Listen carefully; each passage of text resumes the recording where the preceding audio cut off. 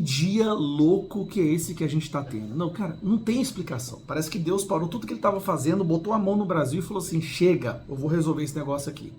Eu acabei de gravar um vídeo falando de uma estupenda vitória que a gente teve na CPMI do INSS, que o Lula tinha sequestrado, colocado lá 2 capangas dele para fazer o que ele queria, proteger o esquema de corrupção dele, e a gente vai lá e consegue virar o jogo e colocar um presidente nosso e um relator mais ainda nosso, Alfredo Gaspar. Só pra você ter uma ideia, Alfredo Gaspar é o cara que fez aquela defesa do Ramagem no plenário, que parou o plenário inteiro, naquele dia que a gente tentou suspender a investigação contra o Bolsonaro. Aí você pensa assim, cara, não tem como o dia ficar melhor, não tem como.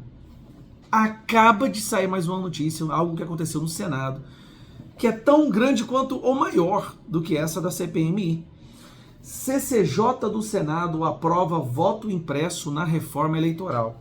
Eles estão votando uma reforma eleitoral. A oposição conseguiu articular contra a vontade do Alcolumbre, olha que loucura, e conseguiu colocar lá dentro o voto impresso. O voto impresso, gente. Aquilo que o STF mais tem medo. Lembra quando o STF veio Barroso aqui no Congresso para pressionar e intimidar presidentes de partidos para impedir que isso acontecesse? Acabamos de aprovar na CCJ, eu vou te explicar, o voto impresso.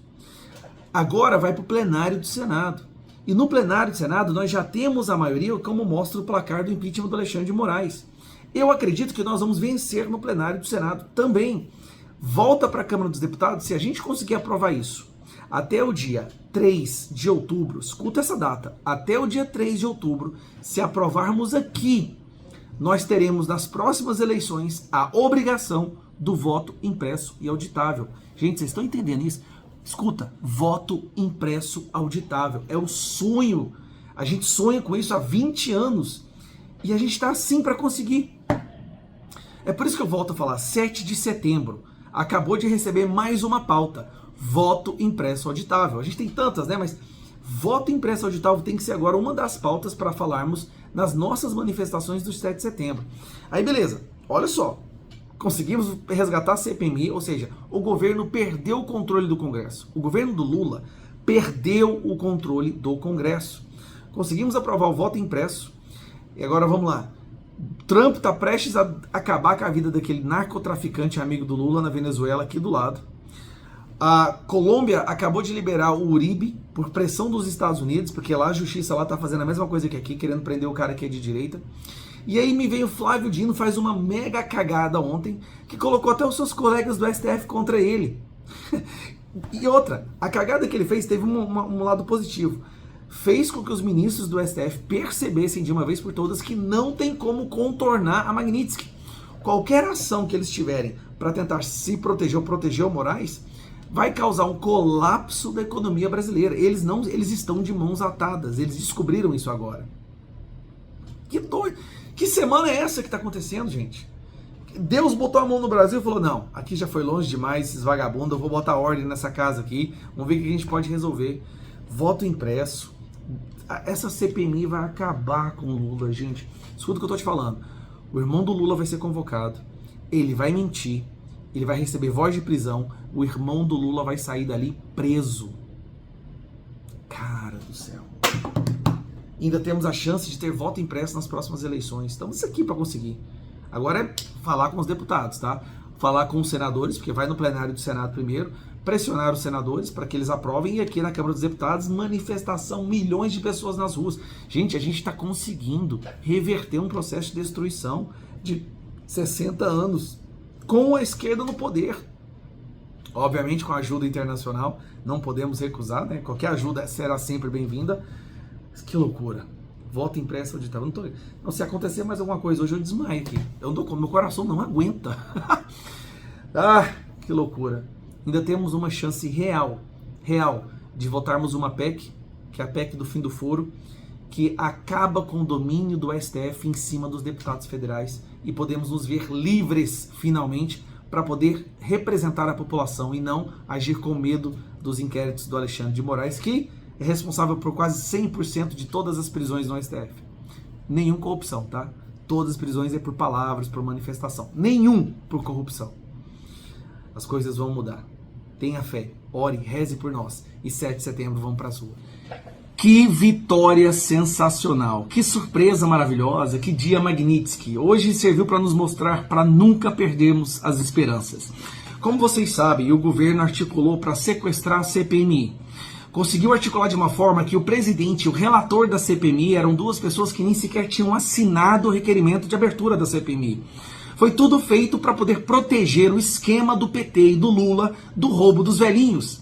Para proteger o irmão do Lula. Eles entregaram tudo, fizeram o diabo, pacto com demônios, para tentar bloquear e sequestrar a CPMI. E como vocês sabem, o presidente seria o Omar Aziz. Mas olha o que aconteceu nesta madrugada.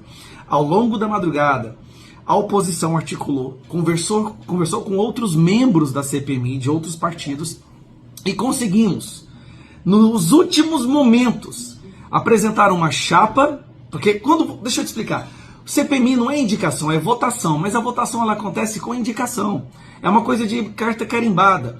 Então os presidentes das casas indicaram as pessoas que eles queriam depois da articulação com o governo, e ficaria o Ricardo Aires, que volta mais com o governo, e o Omar Aziz, que é um dos maiores defensores do Lula, lembre-se, na CPMI da Covid, ele também foi presidente.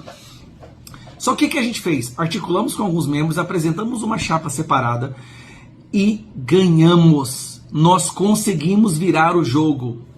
Assiste aí. Fala, presidente. Pode encerrar a votação. Muito bem.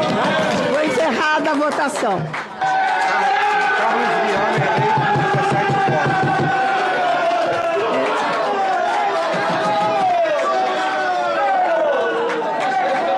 Vocês têm noção da magnitude disso? Deixa eu te explicar.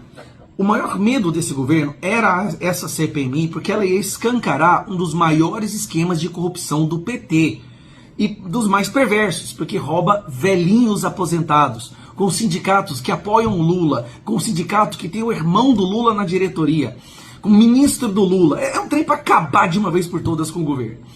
Eles estavam tranquilos, achando que iam pegar a presidência e a relatoria, ou seja, protegeriam o Lula, seus sindicatos, ministros.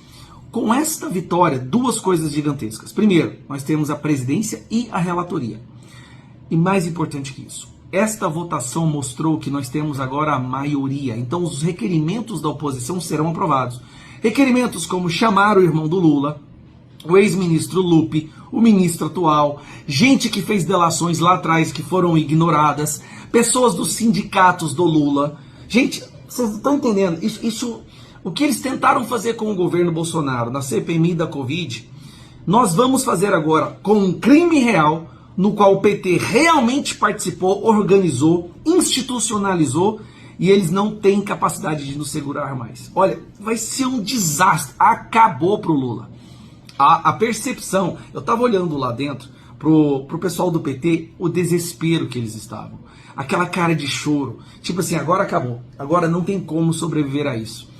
Meu Deus, cara, não perca as esperanças. A oposição fez um excelente trabalho ao longo da madrugada e viramos o jogo.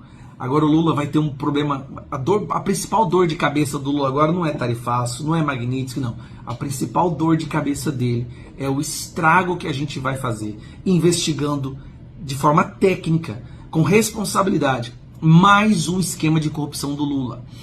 A CPMI, ela tem um poder de polícia, de intimar alguém para aparecer. Ela não tem escolha se ela vai ou não, inclusive de dar voz de prisão se alguém mentir durante o seu depoimento.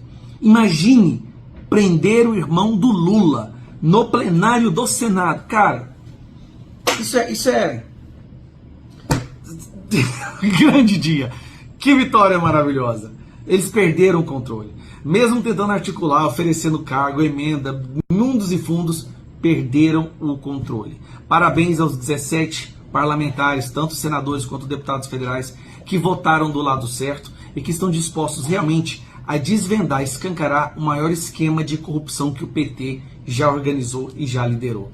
Inclusive, eu acho que deveria ser convocada até mesmo a Gleisi Hoffmann, ministra do Lula, que lá atrás foi responsável e acusada, indiciada, né, por ser chefe de um esquema de desvio de dinheiro de velhinho. Nossa, cara, nossa, o que a gente vai aprontar com esse governo agora, não tem... Eu vou dizer, a gente estava até desanimado, sabe? Mas agora é uma alegria. Olha, que semana Magnitsky.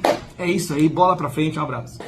É impressionante o fato de nós estarmos aqui hoje reunidos para aprovar um projeto de lei que cria cargos para o judiciário. Eu vou dizer por quê, presidente, que é impressionante. Eu sinceramente não sei quantas pessoas aqui estão com cabresto, com coleira do STF apertadas nesse momento, para fazer tamanho tapa na cara da população. Sabe por que eu digo isso, presidente? Vou mostrar para vocês que não é a minha opinião. Na semana passada, presidente, saiu uma pesquisa muito curiosa. Semana retrasada, nessa pesquisa fala: a principal ameaça à democracia do Brasil, segundo os brasileiros, é o judiciário. Olha que loucura. É uma pesquisa do Atlas Intel. A principal ameaça para a democracia brasileira, de acordo com 42,8% da população, é o judiciário. É esse grupo que a gente agora está aprovando mais de 300 cargos e milhões a mais de reais. Nós estamos dando armas para o PCC nos aniquilar. Tem cabimento?